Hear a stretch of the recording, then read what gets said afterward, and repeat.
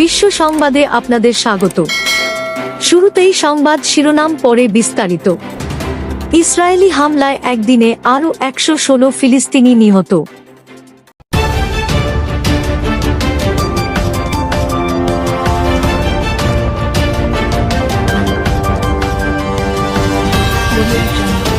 Israeli বাহিনী গাজা উপত্যকা জুড়ে হামলা অব্যাহত রেখেছে। পাল্টা হামলা চালায় গাজা। এই হামলায় বেশ কয়েক সামরিক সদস্য নিহত হয়েছে। রবিবার ভোর থেকে শুরু হওয়া একাধিক হামলায় অন্তত 116 জন ফিলিস্তিনি নিহত হয়েছে। এর মধ্যে 38 জন প্রাণ হারিয়েছে। যুক্তরাষ্ট্র সমর্থিত গাজা হিউম্যানিটারিয়ান ফাউন্ডেশনের GHF ত্রাণ কেন্দ্রের সামনে খাদ্যের জন্য অপেক্ষা করার সময় গুলিবিদ্ধ হয়ে। এদিকে ইসরায়েলের অবরোধ ও সহিংসতার মধ্যে গাজায় এক নবজাতক শিশুর মৃত্যু হয়েছে দুর্ভিক্ষে।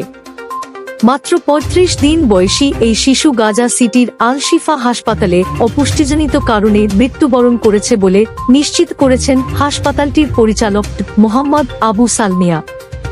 শনিবার হাসপাতালটিতে আরও এক ব্যক্তি একইভাবে অপুষ্টিতে প্রাণ হারিয়েছেন।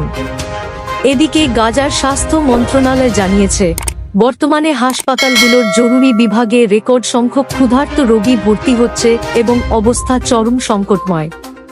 তারা আরও জানায়, গাজায় প্রায় 17,000 শিশু চরম অপুষ্টিতে ভুগছে।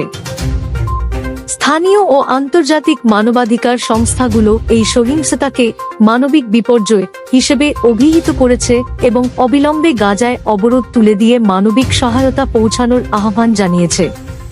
পরবর্তী ভিডিও পেতে আমাদের চ্যানেলটি সাবস্ক্রাইব করে সাথে থাকুন। দেখা হচ্ছে পরবর্তী ভিডিওতে।